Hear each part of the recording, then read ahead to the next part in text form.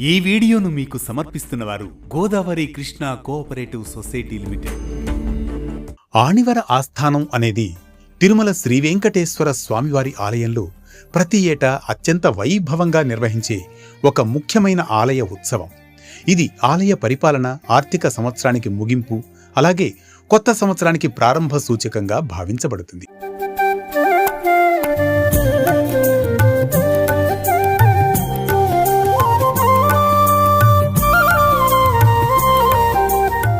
ఆణివర అనేది తమిళ సంప్రదాయం నుంచి వచ్చింది.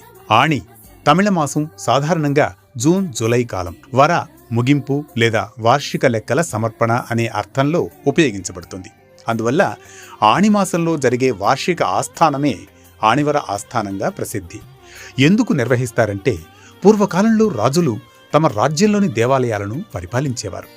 ప్రతి ఏటా ఆలయ ఆదాయం, వ్యయాల లెక్కలను స్వామివారికి సమర్పించి తదుపరి సంవత్సరంలో కూడా ఆలయ నిర్వహణకు అనుమతిని కోరే సంప్రదాయం ఉండేది. అదే ఆచారం నేటికి ఆణివర ఆస్థానం రూపంలో కొనసాగుతూ వస్తోంది. ఇది కేవలం ఒక ఆలయ ఉత్సవం మాత్రమే కాదు, వినయం, జవాబుదారీతనం, ధర్మబద్ధమైన పరిపాలన, సమర్పణ భావం అనే శాశ్వత విలువలను గుర్తుచేసే ఒక ఆధ్యాత్మిక వేడుక. ఇందులో భాగంగా తిరుమల శ్రీ వెంకటేశ్వర స్వామివారి ఆలయంలో శ్రీదేవి భూదేవి సమేత శ్రీ మలయప్ప స్వామివారికి ప్రత్యేక ఆస్థానం నిర్వహిస్తారు. ఆలయ అధికారులు, అర్చకులు స్వామివారి సన్నిధిలో సేవిస్తారు. ఆలయ తాళాల గుత్తిని స్వామివారి పాదాల వద్ద ఉంచి అనంతరం తిరిగి స్వీకరిస్తారు. ఇది ఈ ఆలయానికి నిజమైన యజమాని స్వామివారే అని అర్థం.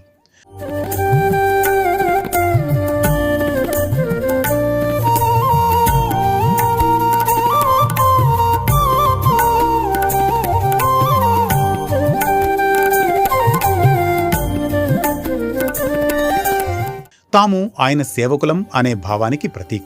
కొత్త సంవత్సరంలో ఆలయ పరిపాలన సక్రమంగా సాగాలని అందరూ ప్రార్థిస్తారు.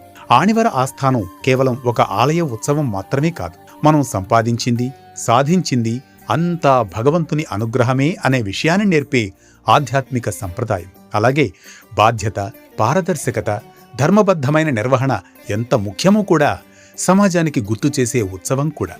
ఇవి తిరుమల శ్రీ వెంకటేశ్వర స్వామివారి ఆణివర ఆస్థానం విశేషాలు, ఆంతర్యాలు.